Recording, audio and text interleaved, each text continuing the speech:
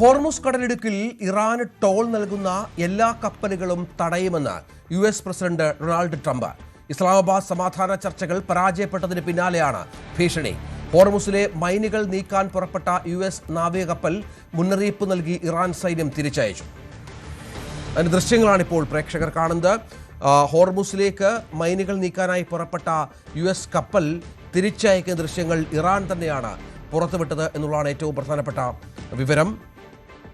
പ്രതിസന്ധി ഹോർമുസിൽ രൂക്ഷമാകുന്ന പശ്ചാത്തലം, നയതന്ത്ര ചർച്ചയ്ക്കുള്ള സാധ്യതകൾ അറിഞ്ഞിട്ടില്ലെന്ന അഭ്യൂഹങ്ങൾക്കിടെ ഇറാനും അമേരിക്കയും നിലപാട് കടുപ്പിച്ചിരിക്കുകയാണ്. പശ്ചിമേഷ്യയിൽ അത് ആശങ്ക ഇരട്ടിയാക്കിയ പശ്ചാത്തലം വളരെ പ്രധാനമാണ്. വി ആർ കാർത്തിക് ഏറ്റവും പുതിയ വിവരങ്ങളുമായി ചേരും. കാർത്തിക്, ഇതിപ്പോൾ ഈ കപ്പലുകളുമായി ബന്ധപ്പെട്ട് ഹോർമുസുമായി ബന്ധപ്പെട്ടുണ്ടാകുന്ന നിയന്ത്രണങ്ങൾ അത് പൂർണ്ണമായും ഇറാൻ കൈപ്പിടിയിലാക്കുകയാണ് എന്ന് വേണം കരുതാൻ. യുഎസ് കപ്പൽ തിരിച്ചുവിടുക എന്ന് പറയുമ്പോൾ അതിൻ്റെ പ്രത്യാഘാതങ്ങൾ വലുതായിരിക്കും. ട്രംപ് ഇതുമായി ബന്ധപ്പെട്ട് ഇപ്പോൾ ഏറ്റവും ഒടുവിൽ പറയുന്ന കാര്യങ്ങൾ എന്തൊക്കെയാണ്? രഞ്ജിത്ത്, ഇസ്ലാമാബാദ് സമാധാന ചർച്ചകൾ പരാജയപ്പെട്ടതിന് പിന്നാലെ പശ്ചിമേഷ്യയിലെ യുദ്ധ സാഹചര്യം കൂടുതൽ സങ്കീർണമാവുകയാണ്. ഇസ്ലാമാബാദ് ചർച്ചകൾ പരാജയപ്പെട്ടതിന് പിന്നാലെ ട്രംപിന്റെ ആദ്യ പ്രതികരണം വന്നിരിക്കുന്നു. സ്വന്തം പ്ലാറ്റ്ഫോമായ ട്രൂത്ത് സോഷ്യലിലൂടെയാണ് ട്രംപിന്റെ ആദ്യ പ്രതികരണം വന്നിരിക്കുന്നത്. ഏറ്റവും നിർണായകമായൊരു മൂവാണ് അടുത്തത് അമേരിക്കയുടെ ഭാഗത്ത് നിന്ന് ഉണ്ടാകുന്നത് എന്നതിൻ്റെ കൃത്യമായ സൂചനയാണ് ട്രംപിന്റെ ട്രൂത്ത് സോഷ്യൽ പോസ്റ്റിൽ നൽകുന്നത്. ട്രംപ് നൽകുന്ന ഭീഷണി ഇങ്ങനെയാണ്: ഹോർമുസ് കടലിടുക്കിൽ ടോൾ നൽകുന്ന കപ്പലുകൾ തടയും എന്നാണ് ട്രംപിന്റെ ഭീഷണി. ഹോർമുസിലേക്ക് പ്രവേശിപ്പിക്കുകയും ഹോർമുസിൽ നിന്ന് ഓയിലുമായി മടങ്ങുകയും ചെയ്യുന്ന കപ്പലുകൾ ഇത്തരത്തിൽ ടോൾ നൽകിയാൽ അവരെ യുഎസ് നാവികസേന തടയും എന്നൊരു മുന്നറിയിപ്പാണ് ഡൊണാൾഡ് ട്രംപ് ഇപ്പോൾ നൽകുന്നത്. ഇതിനായി യുഎസ് നാവികസേനയെ ചുമതലപ്പെടുത്തിയതായും ട്രൂത്ത് സോഷ്യലിലൂടെ ട്രംപ് വ്യക്തമാക്കുന്നു. മറ്റൊന്ന്, ഈ ബ്ലോക്കേഡിൽ, അതായത് ഇത്തരത്തിൽ കപ്പലുകളെ തടയുന്നതിൽ യുഎസ് മാത്രമായിരിക്കില്ല, മറ്റ് ചില രാജ്യങ്ങളും യുഎസിനൊപ്പം ഉണ്ടാകും എന്നൊരു സൂചനയും ട്രംപ് ഇതിൽ നൽകുന്നു. എന്നാൽ ഏതൊക്കെ രാജ്യങ്ങളാണ് ഈ ബ്ലോക്കേഡിൽ യുഎസിനൊപ്പം ചേരുക എന്ന് ട്രംപ് ഈ ട്രൂത്ത് സോഷ്യൽ പോസ്റ്റിൽ വ്യക്തമാക്കിയിട്ടില്ല. ഇസ്ലാമാബാദ് ചർച്ചകൾ പരാജയപ്പെട്ടതിന് പിന്നാലെ ആഗോളതലത്തിൽ തന്നെ പല പ്രതികരണങ്ങൾ വന്നിരുന്നു. യൂറോപ്യൻ യൂണിയന്റെ പ്രതികരണം വന്നിരുന്നു, റഷ്യ അടക്കമുള്ള രാജ്യങ്ങളുടെ പ്രതികരണങ്ങൾ വന്നിരുന്നു. അതിൽ ഏറ്റവും ശ്രദ്ധേയം, ചർച്ചകളുടെ ആദ്യഘട്ടം എന്ന നിലയിൽ ഇത് നല്ലതാണെന്നും തുടർ ചർച്ചകൾ വേണം എന്നുമുള്ള തരത്തിലായിരുന്നു യൂറോപ്യൻ യൂണിയന്റെയും മറ്റ് രാജ്യങ്ങളുടെയും പ്രതികരണങ്ങൾ വന്നത്. സ്വാഭാവികമായും ആ ഘട്ടത്തിൽ എല്ലാവരും ചിന്തിച്ചത് ഇസ്ലാമാബാദ് ചർച്ചകൾ പരാജയപ്പെട്ടെങ്കിലും അണിയറയിൽ സമവായ നീക്കത്തിനുള്ള ശ്രമങ്ങൾ വീണ്ടും സജീവമായി തുടരുമെന്നാണ്. ആ പശ്ചാത്തലത്തിൽ മുന്നോട്ട് പോകുമ്പോഴാണ് ഇത്തരത്തിൽ വലിയൊരു ഭീഷണി ട്രംപിന്റെ ഭാഗത്ത് നിന്ന് ഉണ്ടാകുന്നത്. ഇതിനെ അന്താരാഷ്ട്ര രംഗത്തെ വിദഗ്ധർ വിലയിരുത്തുന്നത് ഇങ്ങനെയാണ്: അതായത് ഇത്രയും നാൾ ഹോർമുസ് തുറക്കണം എന്നാവശ്യപ്പെട്ടുകൊണ്ടായിരുന്നു ട്രംപിന്റെ ഭീഷണികൾ. എന്നാൽ ഇസ്ലാമാബാദ് ചർച്ചകൾ പരാജയപ്പെട്ടതിന് പിന്നാലെ ഹോർമുസിലൂടെയുള്ള കപ്പലുകൾ തടയും എന്ന തരത്തിലേക്ക് ട്രംപിന്റെ ഭീഷണി മാറുന്നു. അതായത് കാർത്തിക്, ഈ ഹോർമുസിന്റെ നിയന്ത്രണം ഏറ്റെടുക്കും, അവിടേക്ക് നാവികസേനയെ അയച്ച് ഹോർമുസിന് നിയന്ത്രണം ഏറ്റെടുക്കുമെന്ന് മറ്റുമാണ് ട്രംപ് പറയുന്നത്. നേരത്തെ ഇതുമായി ബന്ധപ്പെട്ട് ഹോർമുസിലെ ഇത്തരം പ്രശ്നങ്ങൾ ഇടപെടാത്ത രാജ്യങ്ങളെ, നാറ്റോ അടക്കമുള്ള ആളുകളെ വിമർശിക്കുന്ന പശ്ചാത്തലവും ട്രംപ് ഒരുക്കിയിരുന്നു. ഇപ്പോൾ ഹോർമുസിൽ പുതിയ പോർമുഖം തുറക്കുകയാണല്ലോ ട്രംപ്.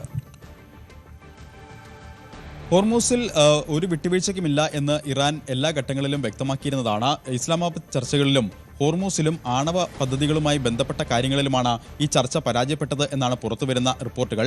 ഹോർമുസിൽ ടോൾ നടപ്പാക്കണമെന്നും ഈ ടോളിലൂടെ ഇറാന് നിലവിലെ സാഹചര്യം, അതായത് നിലവിലെ സാമ്പത്തിക പ്രതിസന്ധികൾ മറികടക്കാൻ ഈ ടോൾ അനിവാര്യമാണെന്നും അവർ വിലയിരുത്തുന്നു. അതുകൊണ്ട് തന്നെ ഹോർമുസിലൂടെ കടന്നു പോകുന്ന കപ്പലുകൾക്ക് അവരുടെ നിന്ന് കരം പിരിക്കണം എന്ന ഉറച്ച നിലപാടിൽ തന്നെയാണ് ഇറാനുള്ളത്. എന്നാൽ അമേരിക്കയാകട്ടെ തികച്ചും വ്യത്യസ്തമായ നിലപാടാണ്. അന്താരാഷ്ട്ര ജലപാതയാണ്. ആ ജലപാതയിലൂടെ ഒരു രാജ്യത്തിന് പ്രത്യേകമായി ടോൾ ഈടാക്കാൻ ഒരു തരത്തിലും അനുവദിക്കാൻ കഴിയില്ല. ആ നിലപാടിൽ തന്നെയാണ് അമേരിക്ക ഇപ്പോഴുമുള്ളത്. ഇങ്ങനെ ഇരു രാജ്യങ്ങളും ഹോർമുസിന്റെ കാര്യത്തിൽ വിട്ടുവീഴ്ചയ്ക്കില്ല എന്ന പശ്ചാത്തലമാണ് ഇപ്പോഴുള്ളത്. ട്രംപിന്റെ പുതിയ ഭീഷണി വിലയിരുത്തപ്പെടുന്നത് ഇറാനുമേൽ സമ്മർദ്ദം ശക്തമാക്കുക എന്ന തരത്തിൽ ഉള്ള ഒരു നീക്കമായി ആണ് വിലയിരുത്തപ്പെടുന്നത്. അമേരിക്ക ഇത്തരത്തിൽ നീക്കം നടത്തുന്നത് ഇസ്ലാമാബാദ് ചർച്ചകൾ പരാജയപ്പെട്ടതിന് പിന്നാലെയാണ്. അതായത് യുഎസിന് പുറമെ മറ്റ് രാജ്യങ്ങൾ കൂടി ഇറാനുമേലുള്ള സമ്മർദ്ദം ശക്തമാക്കുക, അങ്ങനെ ഇറാനെ വരുതിയിലാക്കുക, അതിനുള്ള ഒരു നീക്കമായിട്ടാണ് ഇതിനെ ഇപ്പോൾ അന്താരാഷ്ട്ര രംഗത്തെ വിദഗ്ധർ വിലയിരുത്തുന്നത്. കാരണം ഹോർമൂസിലൂടെ ടോൾ നൽകി കടന്നു പോകുന്ന കപ്പലുകൾ തടഞ്ഞാൽ അത് കൂടുതൽ രാജ്യങ്ങളെ, പശ്ചിമേഷ്യൻ രാജ്യങ്ങളെയും മറ്റ് രാജ്യങ്ങളെയും അത് പ്രതികൂലമായി ബാധിക്കും. അപ്പോൾ നിലവിലെ സാഹചര്യം കൂടുതൽ രൂക്ഷമാവുകയും ചെയ്യും.